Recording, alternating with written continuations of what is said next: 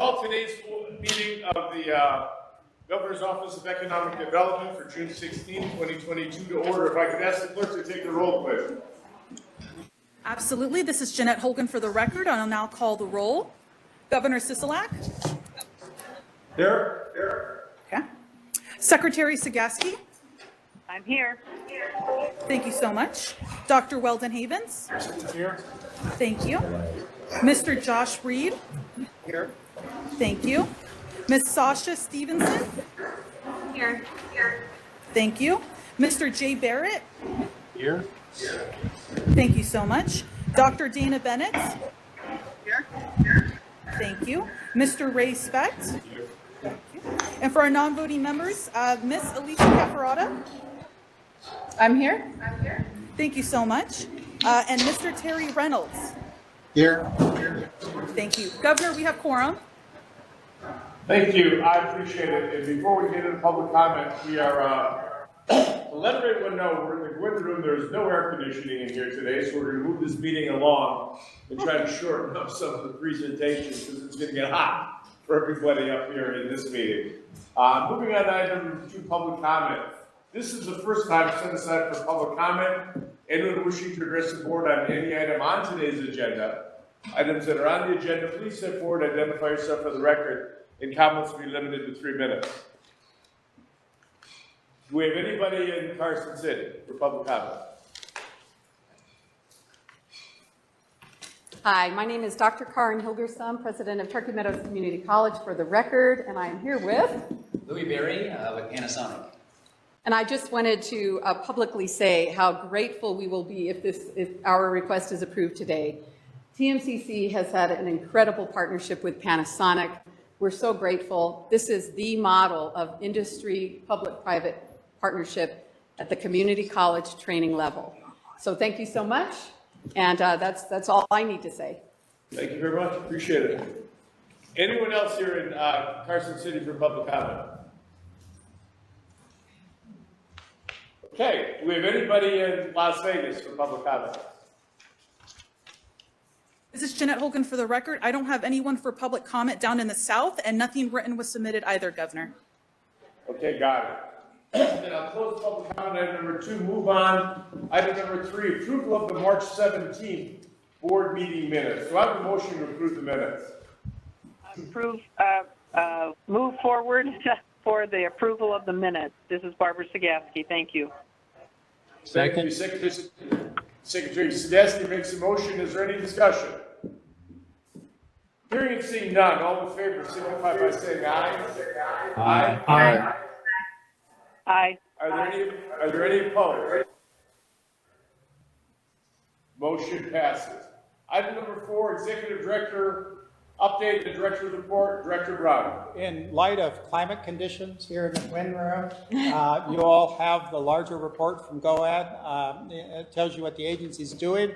In addition, we're helping the Governor's Office and the Workforce Subcommittee with Director Cafarati will be leading. We're working on infrastructure and on projects. The Department of Energy has lithium initiatives underway, and we're trying to secure some of those funds for the state of Nevada. On July 13th, we'll have a planning meeting here in Carson City with several other cabinet agencies that we've invited with our consultant SRI to produce the state's economic development plan to replace the resiliency plan that was developed before the pandemic ended.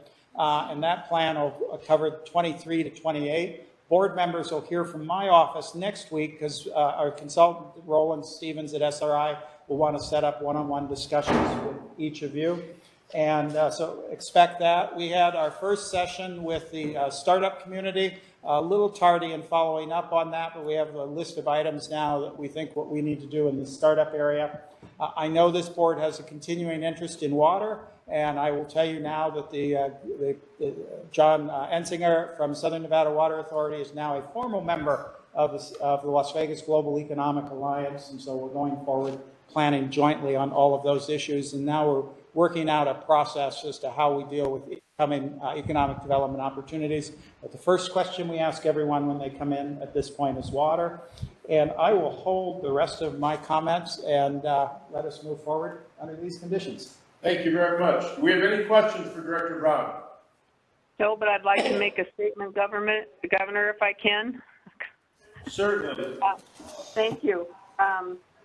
I just want to thank Michael Brown, our director, for the staff briefings and all of our questions that have been answered. So thank you very much for your willingness to take our calls and work with us on some of our questions. So we got everything answered. So yes, you will be able to speed this along, Governor. Thank you. Thank you very much.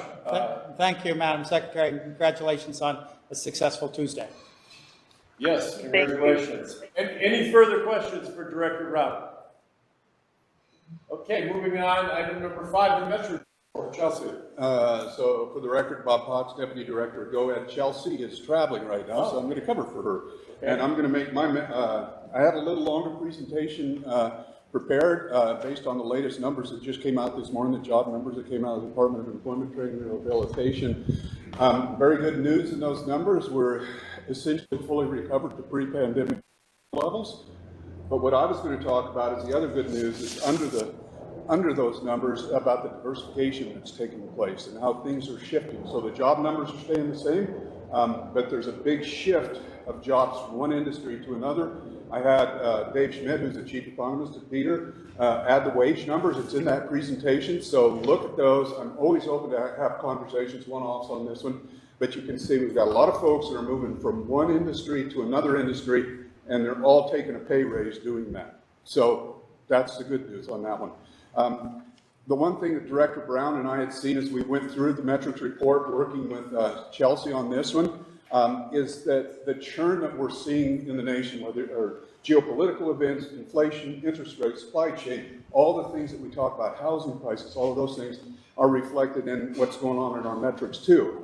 But there's which helps explain, and all I'm going to do is talk about the 8 boxes, the top boxes on the front page of the metrics report, which is our business development activity for the first quarter of 2022. And you'll notice all of those numbers are down compared to the first quarter of 2021. And that's largely because the first quarter of 2021 was the largest board meeting we'd had. Everybody was coming out of the pandemic. Businesses were ready to move forward and get things going. That was before Delta, that was before Omicron. So if I go back and I look at the averages over time, the quarterly average activity over time, essentially we're in a better place now, first quarter of 2022, than we have been over the last 5 years. So with that, I'm going to end my report. That's great. Do we have any questions for Mr. Potts? Anybody down south? Because I lost the picture, so I can't see anymore. No.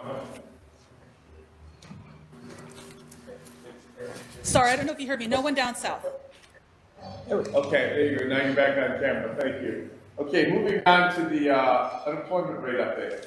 So on the unemployment rate update, again, Bob Potts, Deputy Director of the Governor's Office of Economic Development. To be brief here, all the counties are now below the 7% trailing average unemployment rate. Until the rate goes above 7% again, companies applying will have to meet full abatement requirements, which includes wages, jobs, capital investment, health care, and exports. We can talk about this with companies that want to talk about this, but everybody is now below 7%, so full abatement requirements apply. And I'll leave it at that. Any questions on the unemployment report? Okay. Moving on to item number 7, Workforce Innovation for New Nevada Fund Program for Board Approval. Yes, Governor, I'd like Stacy Bostwick is at a National Governors Association meeting. I think she has phoned into this. Stacy, you're with us? I am. Thank you, Director Brown. Governor, Lieutenant Governor, Secretary of State, directors, and board members. Dr. Hilgerson teed this up nicely for us, but what you have in front of you is a really great example of a public-private partnership with significant contributions to launch a 2-year kind of start to this project with the employer partner Panasonic, with the Department of Employment, Training, Rehabilitation, led by Director Cafferata, and GOED using our WINN fund. And so the request you have in front of you is approximately a $1.7 million project that ultimately is about creating access to skilled jobs. It's an additional community training center targeted at advanced manufacturing And for those of you who went through the project, one of the arguments for this is just how much in need the manufacturing community is for additional skilled talent in this space. This industry thrived and grew through the pandemic and is really kind of hitting its stride and somewhat of a crisis point in terms of its needs. And so before I hand it over to questions, I did want to share, of course, that we have representatives for TMCC and Panasonic in the audience, but also wanted to give Director Brown or Director Cafferata an opportunity for additional comments if you'd like to have any. Cafferata, you're a significant partner in this effort. Thanks. Elisa Cafferata, the director of Dieter. I just wanted to sort of highlight in Bob Pott's report on the Reno area employment, you're seeing very strong growth in the manufacturing sector. They're at 114% of the jobs in manufacturing that they had before the pandemic. So there's a huge need for these manufacturing trainings. It will certainly directly benefit Panasonic, but other companies and the diversification as well. I think it's a great model. We put in some money. GOED's putting in some money to make this training happen. Panasonic is providing the facility and TMCC is providing the instructor. So it truly is a model, and it also came together very quickly, which is the best of government working to solve problems. So I'm really excited about this. The origins of this came through the listening tour. It popped up in the listening tour, and I found it in December, pulled it off and said we should take a look at this, and we discovered we could fund it without ARPA dollars, use the WINN funds that we had and the resources that Director Cafferati had with Panasonic as a strong partner in it. It's great. And this will fulfill your directive at the last meeting to make sure we get the WINN funds invested. Yep, exactly. Do we have any questions on this WINN program? Governor, it's Ray Speck. May I ask? Please. I think this is a great project. It's great to see business and the state agencies working together on this. Looks like it's a very viable project. One thing I didn't catch in this, what is Panasonic's commitment to this? So if the state puts in the $1.6, $1.7 million, how we ensure that that money is properly invested on the Panasonic side? This is Stacy Bosch. Yeah. Thank you for the question. I've got Panasonic here to answer any questions. Excellent. So this is Louis Berry with Panasonic. So what we're doing is we are building an offsite training facility. And that offsite training facility will be partnering with TMCC. So we'll be using the facility for some of our trainings, and TMCC will be using it for some public trainings as well. So Panasonic is providing the facility, the location, the room that's centrally located off of Plum Lane in Reno, Nevada. And this is Director Cafferata, and I believe it is also a collaboration in terms of the curriculum. It's really critical that we all work together with industry to develop the right curriculum, training, certification, so that when young people or young adults go through this training, or adults who are reskilling go through this training, they are getting skills that industry really needs and will end up hiring the folks coming out of these programs. So I know there's been conversations and collaboration along those lines as well. And just as a Reno native, the building that Panasonic is taking over is a building that's been vacant, and it's on a main thoroughfare coming out of the airport. So it's so nice to see the weeds getting taken out and investment going in and jobs really in a very central location that's a very hard hit neighborhood. So I'm really excited to see this project go forward. Like I said, it really is sort of the best of these kinds of collaborations.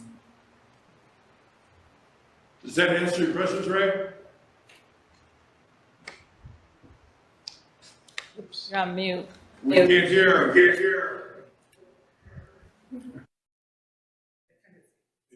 There we go. I want to be sensitive to the climate conditions, Governor, but one other very quick question, and it's also in recognitions to Truckee Meadows. It seems like every time we have a GOED board meeting, Truckee Meadows is coming in to do something on the education part for jobs in our state. And I commend Truckee Meadows on that. They're doing a fantastic job. My question is, how do we get the other community colleges and universities to follow Truckee Meadows role model?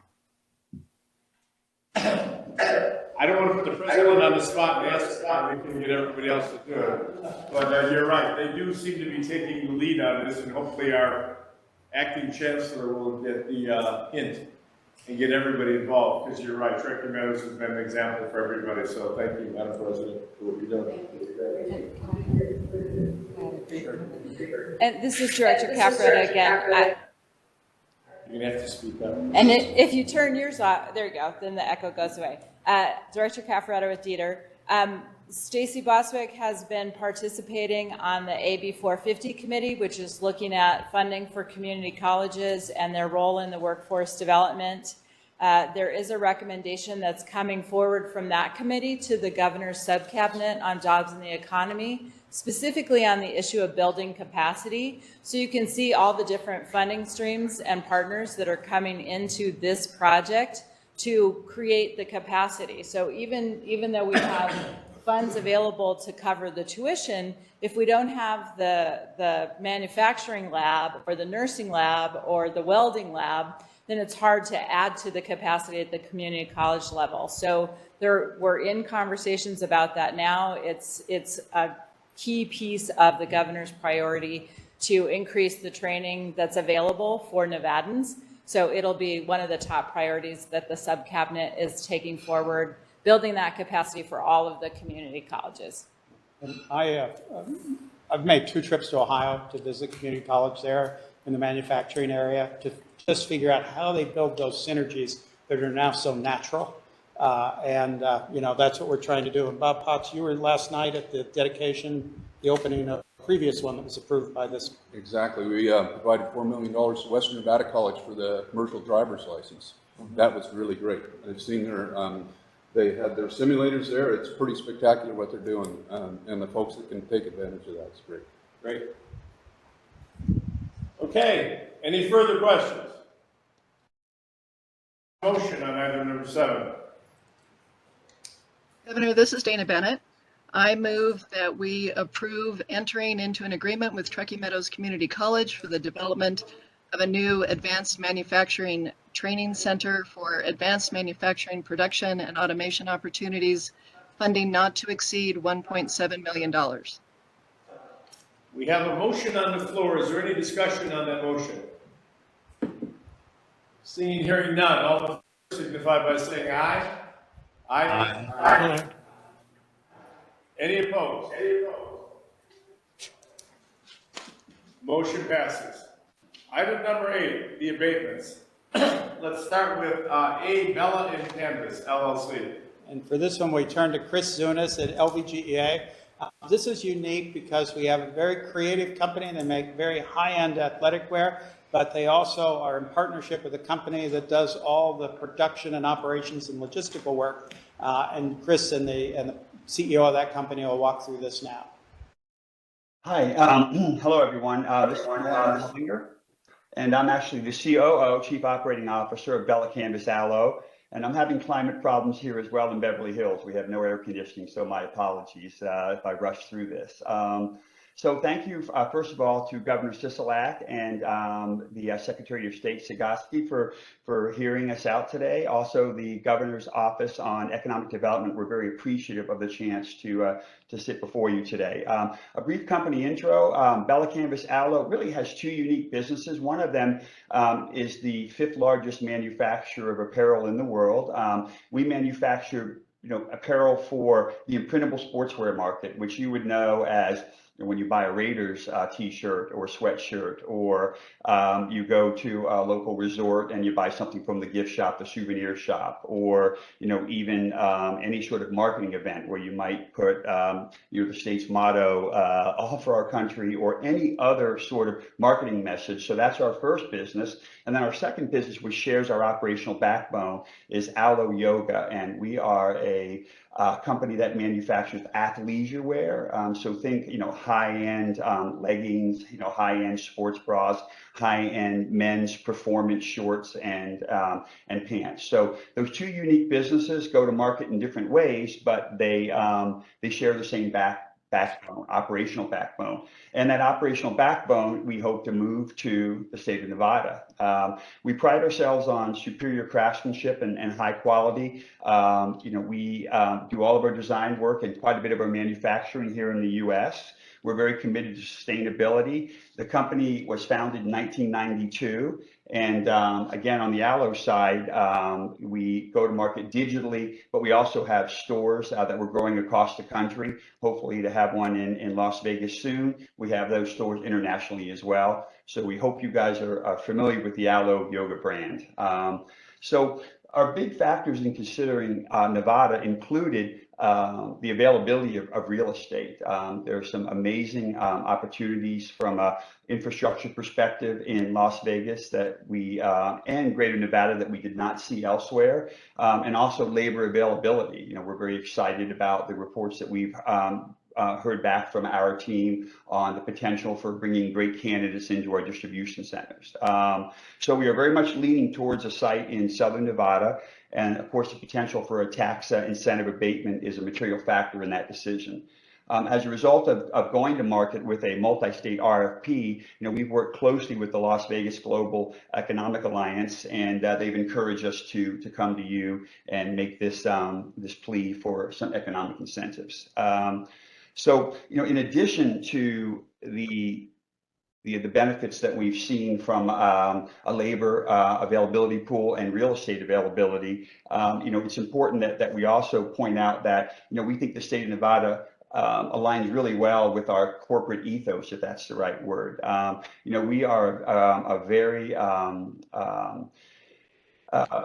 we like to think of ourselves as a very different company. We focus very much on a meritocracy. Anyone's idea is welcome. We feel like we're very free-spirited. Our mantra is literally be different. That's our corporate logo that we have all over our operations. And again, we think that aligns well with the state of Nevada and that state's beliefs. So it's important to point out that we adhere internationally, as well as the U.S., to a very, very strict fair label and environmental sustainability set of rules. We are a platinum WRAP certification recipient. WRAP is the largest and most the highest renowned certification body for manufacturers of apparel or footwear, or perhaps even some other categories as well. Again, we have the highest possible certification in that regard. Quick note on water: we don't anticipate any extraordinary needs for water. We are talking about a warehouse and distribution environment, not manufacturing in Nevada. So it's important to also point out, and it was alluded to earlier, that we have a bit of a unique construct in that our application reflects that we're going to bring 10 people into the market, but the reality is it'll be more than 900, because we partner with this international 3PL called Radial. They're a multi-billion-dollar international company, and they basically operate as our operations arm. They report up through me as the operating officer in the business. And they had personnel with offices just around the corner from me here. Our company grew up being very design and marketing focused, and it just did not have a strong operating environment and infrastructure. So about a year and a half ago, just prior to my joining the business, it was felt that the best way to go forward was to partner with Radial. So the unique thing is that these employees identify very, very much as Bella Canvas Alo Yoga associates, but they technically work with Radial. It's just an important point, though. Radial adheres to all the same policies and procedures that we adhere to here at our corporate offices. For example, insurance. Any associate that works in any of our distribution and manufacturing environments has the exact same benefit practices or policies that I have. We don't treat those associates any different at all, other than the fact that they are technically brought on by our Radial partnership. So bottom line is you know, in addition to the personnel, the 900 plus associates we will be hiring over the next couple of years, we will make a CapEx investment of north of $19 million in that distribution center. And you might think, why so much? Well, we're building a very complex mezzanine system in the distribution center. And we're also, we also use robotic picking. We have robots that run around and do all of our picking. And it's an expensive endeavor for us, but obviously it creates an environment that people want to come to work, because it's, you know, people aren't trudging along. We're letting the machines do that in many cases. And we've also found that our associates really like the idea that they work in a technologically advanced environment. They go home and tell people they work with robots all day, which in fact they do. So it's pretty cool, and we're excited about that. So to date, our experience has been great in working with the state of Nevada. With your help, we look forward to a long and mutually beneficial relationship with the state. So in conclusion, I'd like to thank everyone on this call and the Las Vegas Global Economic Alliance, and we're very appreciative of your consideration for these incentives. Thank you. Thank you for the presentation, and for everybody that's here. And it's kind of a stickler for all of us here. It's Nevada. So you got it right half the time and wrong half the time. Can you give me can we get any type of assurance regarding the 800 or 900 jobs? Because initially this is 10 jobs. Well, I think the best assurance is we have that many people now working across the border, just down the road from me here in Commerce, California. This isn't a new distribution warehousing environment. This is this is simply relocating an existing facility.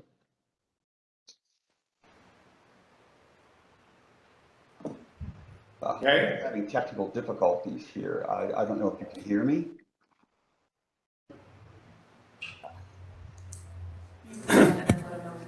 Yes, we can hear you. Okay, I think I suddenly lost you guys, but now I hear you back.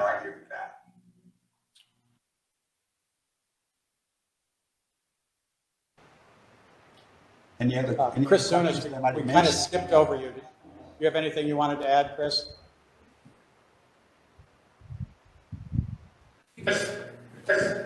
Yes. Do you have any questions for Norman after his presentation? No, we were asking you if there was anything you wanted to add. No. For the record, Chris Zunis, LVGA. One thing to note is the average wage of the 10 employees is $30 an hour plus benefits, and the application has full support of the LVGA. I have a question, Havens. I'm just wondering, of those 950 jobs, how many of those will be Nevadans that are hired? How many will be from Californians moving over? We expect move 8 supervisors and leads from California over, but the rest will be new hires in the state of Nevada.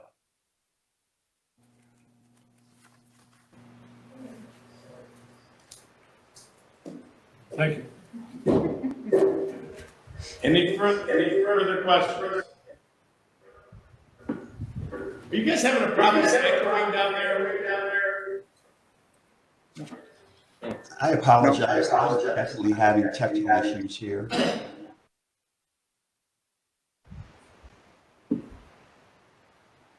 Okay, do we have any further questions on this item? Bella and Candace. Do I have a motion?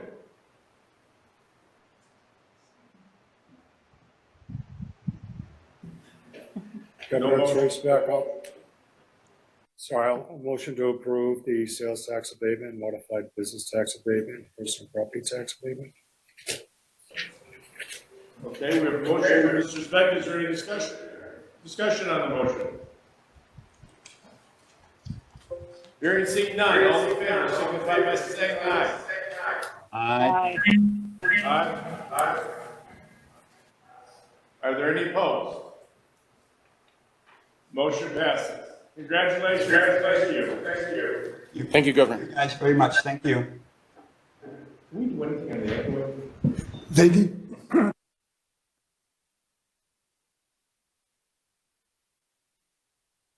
big of an ask.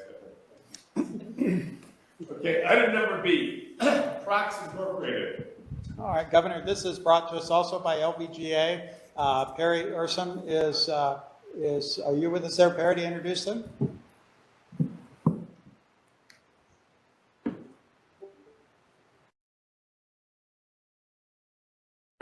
Oh, there you go. Okay. Good afternoon, Governor Sisolak, Secretary of State Sagowski, Director Brown, members of the board. For the record, again, Perry Urson with the LVGEA here today in show of support for the application submitted by Crocs Incorporated. Crocs is exploring their options to locate a Western distribution center and is considering Southern Nevada.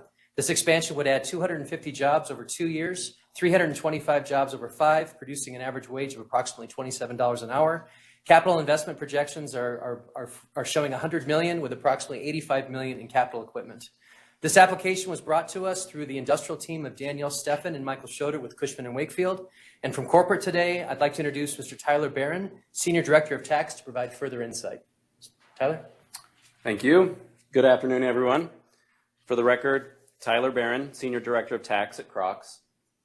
Crocs is a global leader in innovative casual footwear for men, women, and children. Since we opened our doors in 2002, Crocs has sold over 850 million pairs of shoes. We sell shoes in over 90 countries and in all 50 states. In 2021, Crocs reported record annual revenue of $2.3 billion and achieved industry-leading operating margins. Currently, Crocs has over 5,900 employees worldwide, spanning corporate headquarters, regional offices, distribution centers, and retail stores. We are proud that 2/3 of our global workforce are women and that more than half of our U.S. workforce identifies as people of color. At Crocs, our vision is for everyone to be comfortable in their own shoes. To help achieve our vision, we're deeply committed to reducing our environmental footprint, uplifting our communities, and creating a welcoming environment for everyone. Our people and the role we play around the world and directly in our communities is why it is important to us that we carefully and thoughtfully consider our options when determining which community to invest in and build a new distribution center. We are seeking a location to house a facility that is between 600,000 and 1 million square feet. We are seeking, and plan to hire more than 250 full-time employees over the first 2 years of operations. The economic development incentives offered by the state of Nevada have been an integral factor in our relocation strategy. The projected cost savings from the support of these incentives would allow Crocs to hire a greater number of full-time employees. Additionally, Nevada's pro-business climate would provide Crocs with a sustainable location for ongoing strategic growth. We are excited about the potential opportunities and incentives in Southern Nevada as we continue to evaluate where to take our next growth and investment steps.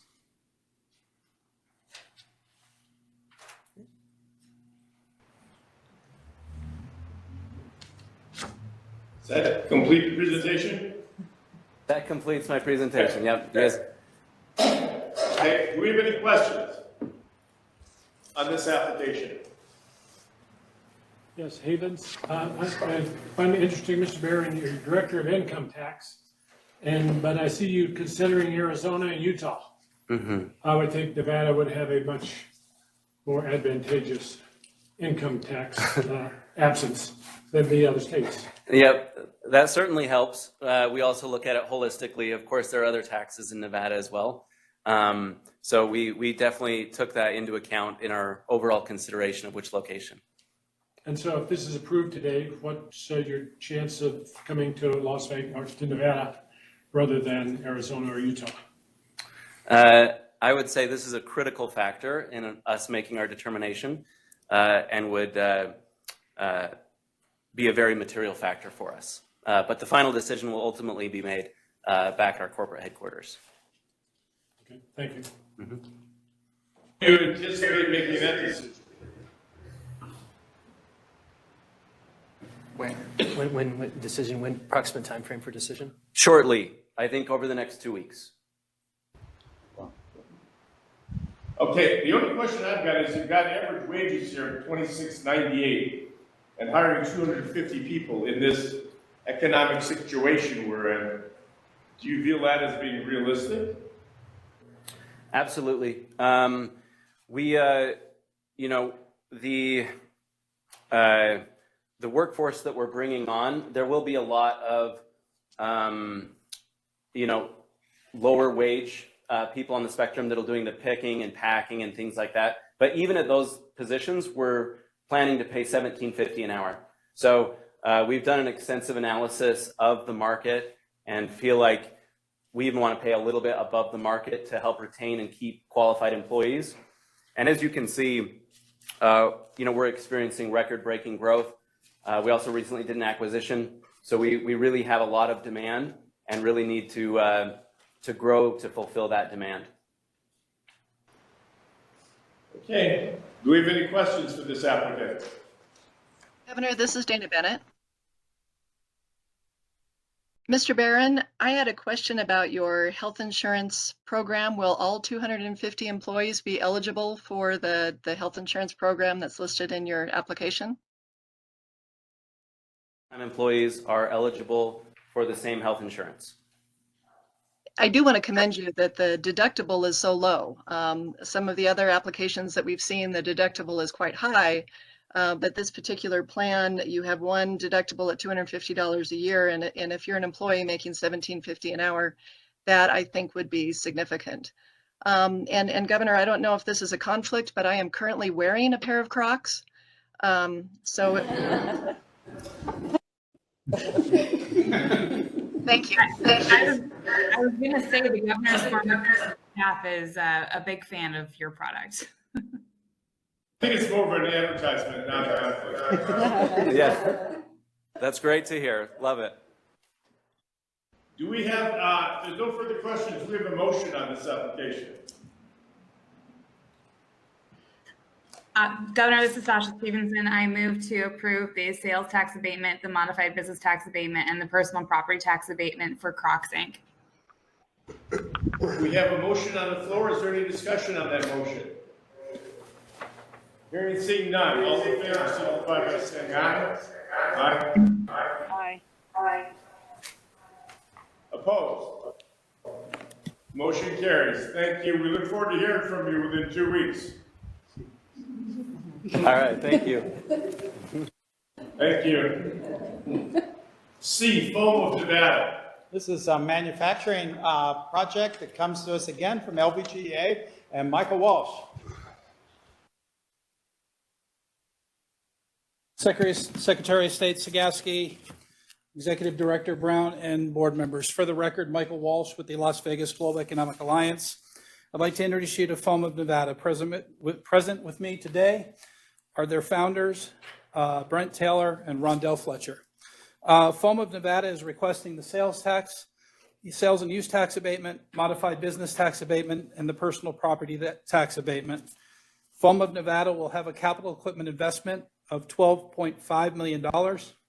They will hire 450 employees within the first 24 months of operation at an average wage of $27. Foam of Nevada Incorporated also offers a comprehensive benefits package to their employees. They meet and exceed the statutory requirements, and they have the full support of the Las Vegas Global Economic Alliance. Foam of Nevada plans to establish a 200,000 square foot expanded polystyrene manufacturing facility in unincorporated Clark County. The existing EPS raw materials are shipped from various manufacturing facilities. Given the recent pandemic, the supply chain issues have increased cost significantly and raw materials have become scarce. Once operational, the manufacturing facility will produce products for Nevada, California, Arizona, and Utah.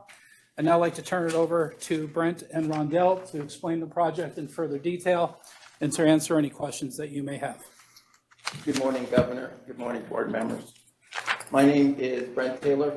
I am the CFO of Foam of Nevada. We are going to build a 200,000 square foot polystyrene foam manufacturing plant in Clark County. Just to give you a little bit of background of us is we currently have two businesses in Nevada, Foam of Nevada and Home Foam Corporation. What those companies do is they cut foam for builders here in Nevada, for packaging companies, and we also have a very important contract to us of a low-income home manufacturing company here in Clark County.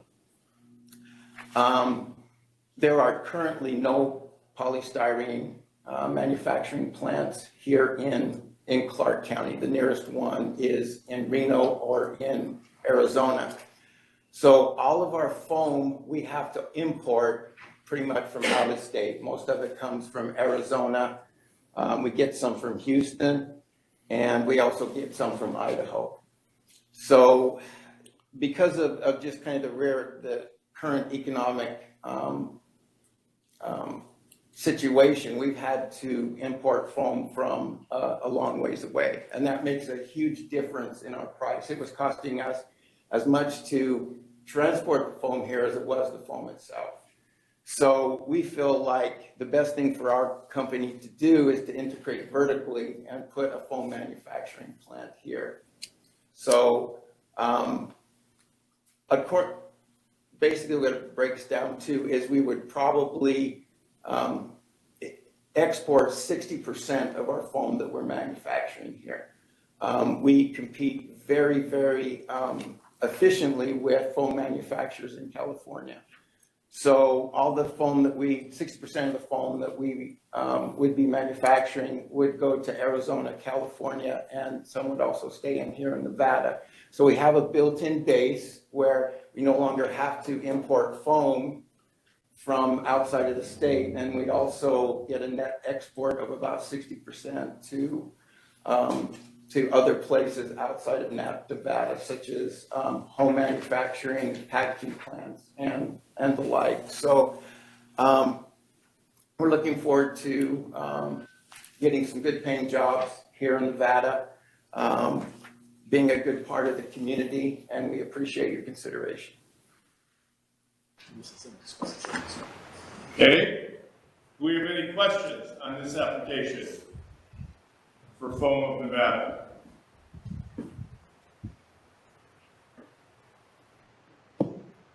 No? Do I have a motion?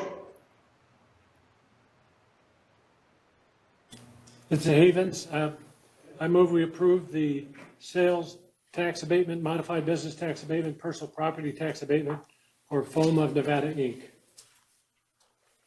We have a motion on the floor. Is there any discussion on that motion? We're seeing none. All in favor signify by saying aye. Aye. Aye. Any opposed? Motion passes. Item number D, Nova Holdings, Inc. Nova Holdings, LLC, rather. Governor and Board, this is a data center company that's coming, which is coming in under amended data center law from 2015. It will require 2 votes on this, and our counsel and Melanie will help walk us through that and can answer questions on that side. We are seeing considerable interest in Nevada from data centers right now, and we'll probably be discussing more data center projects going forward. E-commerce accelerated, the streaming services, and we're seeing the data center industry expanding at a vastly accelerated rate. We are an attractive location for them because of our strong utility, our access to solar power, green energy, and the lack of latency that's because of our strong infrastructure backbone and proximity to California. So this is the first, I think, of several data center projects that we may see before the year end. Data centers have very little demand on social services.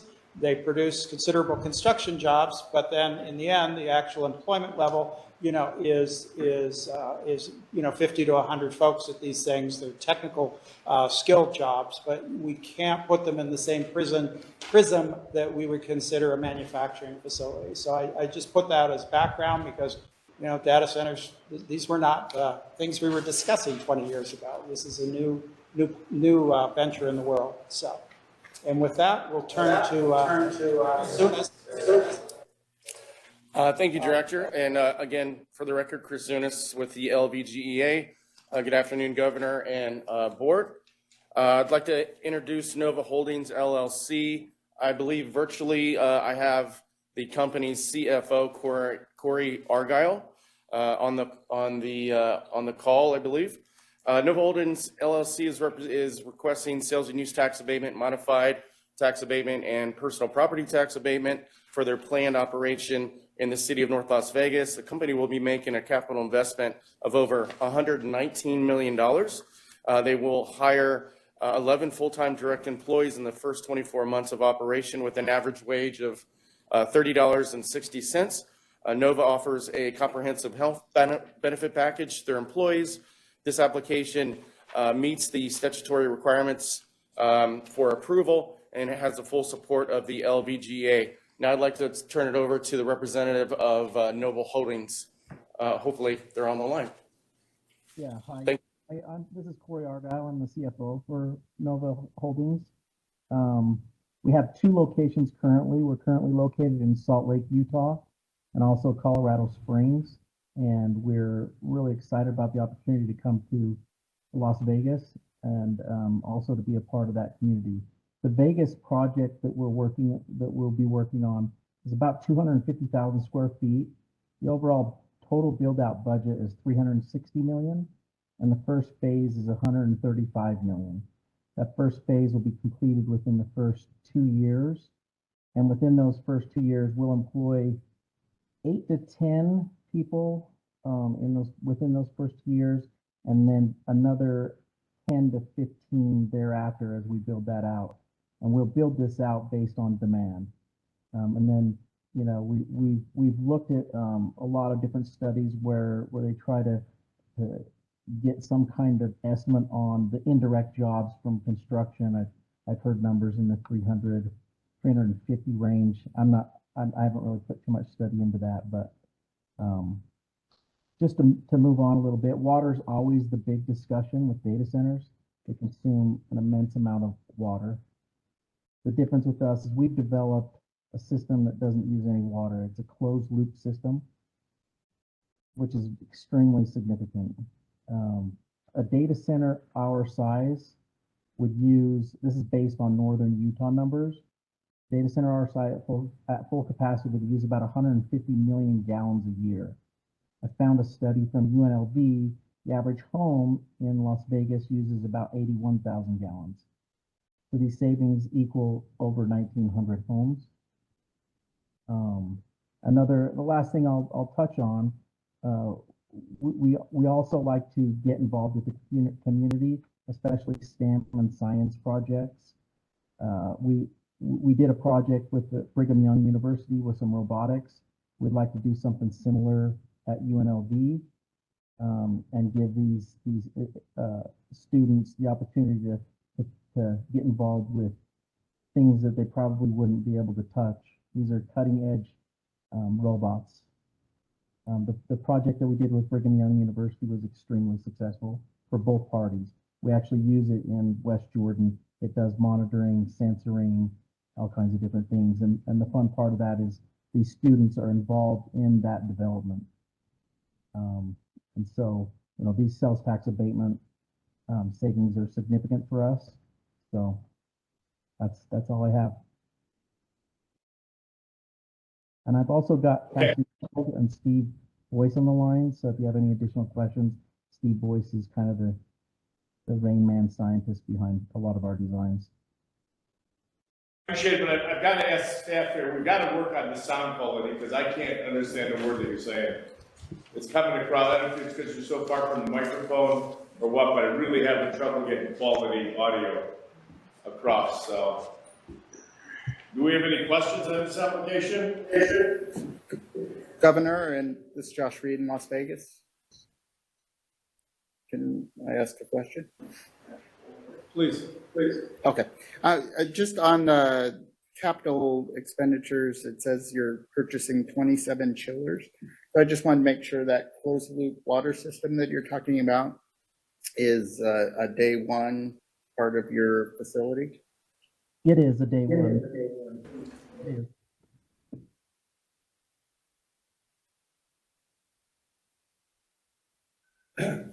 Governor, it's Ray Speck, if I may ask a question. Yes. Okay, thank you. Well, before I ask the question, I want to compliment any business coming down here that doesn't use much water. We'd love to see come. So it's a great process you use with the data center. Question I had is I was looking at the tax abatements over the 10 years compared to the tax revenue was nearly the same, which caused me to look at it a little bit closer. And I noticed the personal property tax abatements at 75% when most companies are at 50. Maybe it's something I need to be educated on, why this is 75 and others are at 50. Only the third can you take tax the data center abatement? You could say, yes, with respect, that was statutory. At when this was brought in 2017 in the legislative session, the 75% was made statutory. So it's part of the statute. So the data center package sits alone. And then we have our standard abatement and our aviation. And there are slight changes in what a company may receive depending on the sector that they're in. Great. Thank you for that education. Thank you.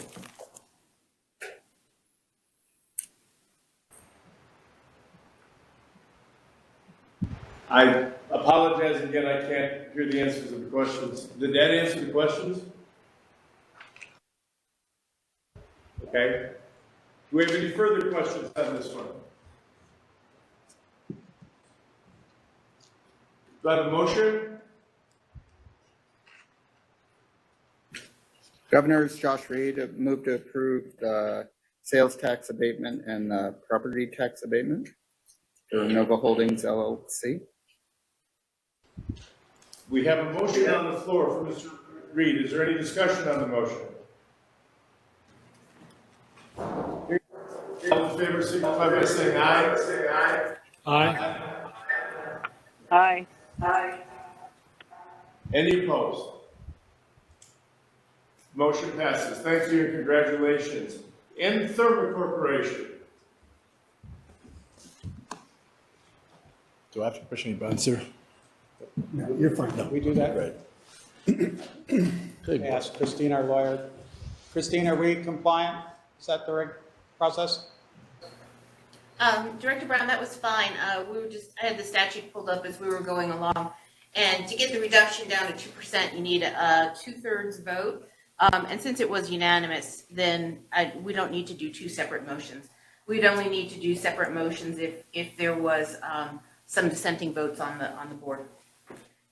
Okay. Thank you. All right. Therma, this also comes to us from LVGEA. Chris Zunas. That's me. It's also Stan Thomas with EDON. This is a co-application. They're still deciding between Northern Nevada or Southern Nevada. And Stan is going to present. Great. All right. Governor, Secretary of State, Director Brown, and fellow board members, it's my pleasure to introduce to you Therma. They're going in for sales and use tax abatement, modified business tax abatement, personal property tax abatement. Therma is a developer and manufacturer of graphene molecular wires and improves performance of energy storage units. And I'll let Jan get into a little bit more of that. Again, as Chris mentioned, we're both working on this, and they have not made a decision on which part of the state they're going to land, but it looks like Nevada, so it's a win for all of us. Therma will be creating 44 jobs in the first 2 years, closer to 100 jobs in 5 years, with an average wage of $45.15, and with $76 million of capital investment. So EDON supports this application. They hit all three. Right now, they're up in the north. They're looking at a rural area, so they hit all three requirements. At this time, I'd like to introduce you to Jan Heineman. He's our CFO for Therma. Can you hear me? Do we need to move the mic? Maybe. Okay. Hopefully people can hear me. My name is Jan Heineman. I'm CFO of Therma Corporation. Thank you, Governor and board members, for listening to us and considering our application for these tax abatements. These are definitely critical to our decision to build a factory here in Nevada. Therma is a small high-tech business that is currently headquartered in the Bay Area in Fremont, California. And Our technical experts have been working in nanotechnology for over 20 years. And we've been we've been focusing on technologies that can have a high impact to society. And we've developed a product that will significantly improve lithium-ion batteries. And so we're very excited to start a production factory here so that we could move into that market and provide those companies building those batteries with a technical product and additive material that will significantly improve batteries. To be specific, both the batteries they're making now and the advanced technologies that they're working on now that they hope to soon release to the public. And hopefully we'll all be driving around in these EV cars soon. The company's been in business for 8 years, and the factory that we plan on building in Nevada will initially be 35,000 square feet that we will then expand to 100,000 square feet. And he mentioned the projected values for 2 years. Now, clearly, we plan on growing this factory beyond just the first 2 years, and we also plan on not moving out after 2 years or even 5 years.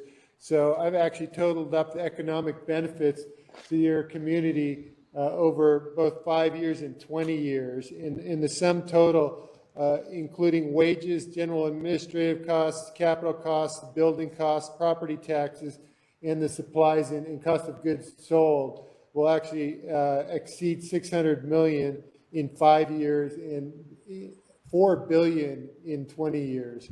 So we want to be an integral part of your community and look forward to contributing. And just to highlight, these are well-paid jobs.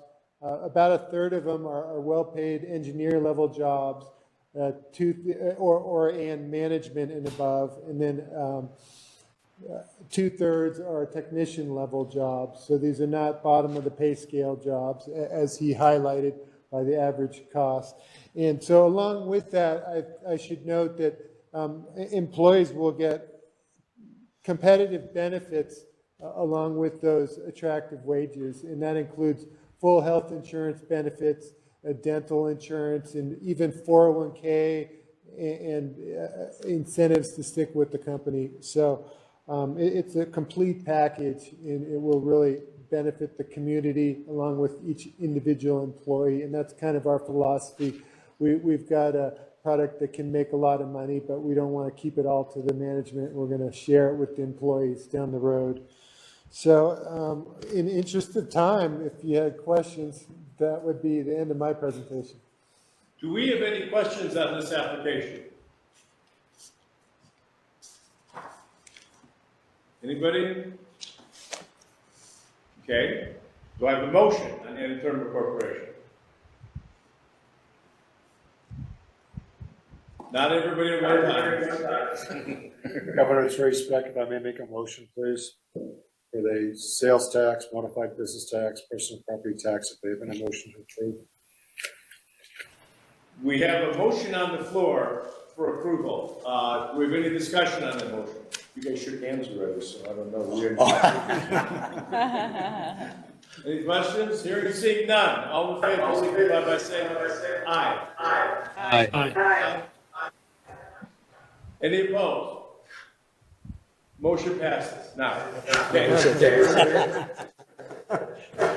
Thank you, Governor. Congratulations.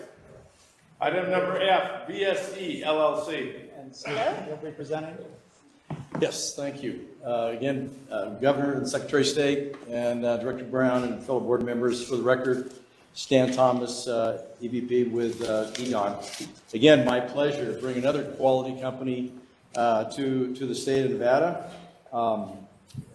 VSE is looking to use the sales and use tax abatement, modified business tax abatement, personal property tax abatement.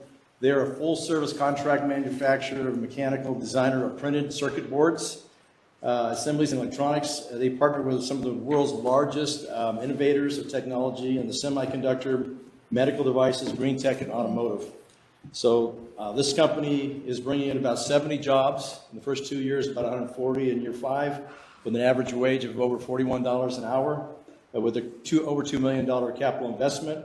What I like about this one, 100% of the employees' health care premiums are covered by VSE. Well-run company. They're bringing their headquarters now from San Jose up here to the Reno market. They offer 401k, tuition assistance bonus. Yeah, they offer a lot to their employees. They need good employees, and this package will help retain those employees. EDON fully supports this application. They hit all 3 requirements. At this time, I'd like to introduce to you Beth Kendrick, their CEO. Also, we have the president, Jeff Trombley, in the back. Wave. Okay. So, Beth, it's your turn. Before you go, yes. I could stand next to you to clarify. What did you say the average wage was? It's $41.07. Because that's not what I'm showing here. That might have been. That is what the record. That might be the draft. Yeah. What is it? It's 30. Yeah, I mean $29.64. Okay. So he's not committing you to $41 right now. We'd love What to. happened Okay, I just want the record to be clear. Well, I'll have to ask my salesperson to Okay. commit to that. Sorry about that. Go ahead. Okay. For the record, Beth Kendrick, CEO and owner of VSE, and so happy to be here. And thank you so much for the opportunity. He said a lot about what we're going to do, but so I thought I'd add to that, which is how much we value and care about our employees. That's a really a company value of ours, and it holds up under scrutiny because, I mean, we have staff that have been with us many, many years. So I would say over half our staff has been with us over 10 years. We annually recognize that tenure with our staff, and last year, our company is about 150 people now in California. Last year, we gave out 11 trips to Hawaii, which they get when they get to 20 years with VSE. Wow. So we have skilled jobs, we have, and we're gonna bring all the facets of our business to Nevada, including all of our engineering staff, management. We'll have skilled labor jobs. We're working to investigate with the community colleges to bring those jobs into our business, and then we'll have the breadth of program management, accounting, so the full gamut of workforce, and that's how we're going to get to the hopefully $40 an hour range. So When you put the Hawaii trip in there, it gets one way up. right? I know. So along with all the employee benefits we offer, those are offered at 30 hours and above. So full PTO, 401k. In California, we do a lot with community service. We routinely have all employee events to raise funds. We dunk our managers in dunk tanks, and the employees get raffle tickets that they can contribute to the local food bank. And so we like to be a little different and have a lot of fun and really be an integral part of the community. And that's our expectation for Nevada as well. Thank you. Any questions? I'm going to find out. Do we have any questions for Ms. Kendrick? Governor, this is Sasha Stevenson. I just want to commend Ms. Kendrick for your benefits package and your community engagement, and happy to make a motion if there's no other discussion. Make sure you include that Hawaii trip in there. That's it. Okay, go ahead, Sasha. All right, Sasha Stevenson, for the record, I move that we approve the sales tax abatement, modified business tax abatement, personal property tax abatement for VSC LLC. We have a motion on the floor. Is there any discussion on that motion? Hearing and seeing none. All in favor, signify by saying aye. Aye. Aye. Opposed? Any opposed? Motion passes. Congratulations and thank you. Thank you. Thank you very much. Thank you. Appreciate you. Item number 8, Economic Development Rate Rider Application for Board, Ball Metal Beverage Container Corporation. And Michael Walsh in the south.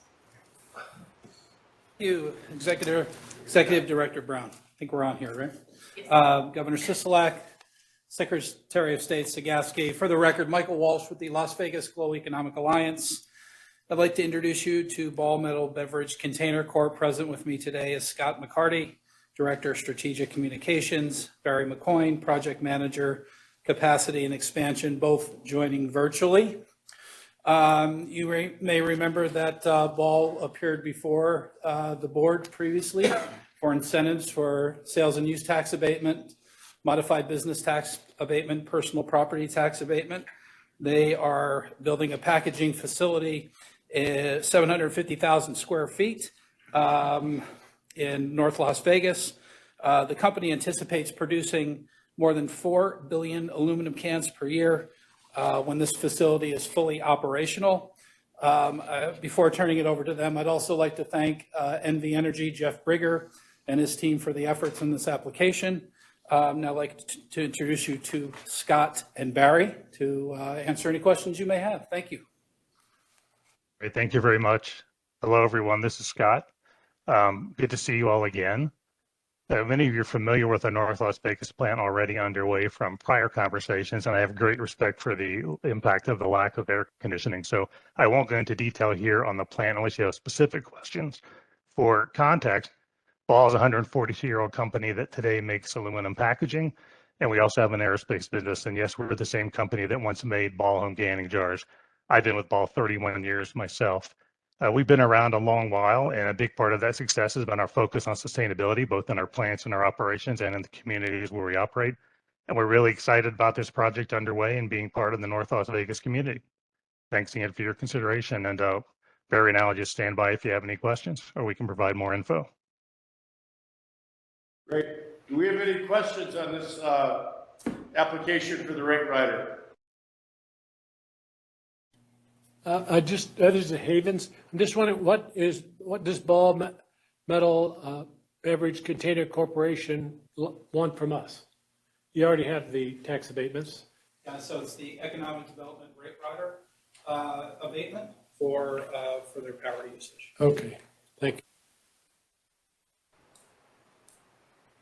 Do we have any further questions? Hearing and seeing none, do I have a motion? Anybody? This is Tina Bennett. I move that we approve the Economic Development Rate Rider for Ball Metal Beverage Container Corporation. We have a motion on the floor. Is there any discussion on that motion? Hearing and seeing none, all in favor signify by saying aye. Aye. Any opposed? Motion passes. Thank you. Item number 10, board vote on appointment of the advisory subcommittee on startups and venture capital. Yes, Governor, one of the persons that we appointed last time to the subcommittee wasn't able to serve. Mr. Seth Shore stepped forward and would like to serve. He actually participated under public comment at the last meeting, and this would, we need to formally put him on that subcommittee. Do we have any discussion on this appointment or a motion? This is Sasha Stevenson for the record. I move to appoint Seth Shore as a permanent member of the subcommittee. We have a motion on the floor. Any discussion? Hearing and seeing none. All in favor signify by saying aye. Aye. Any opposed? Motion passes. Thank you very much. Board member comments. Do we have any comments?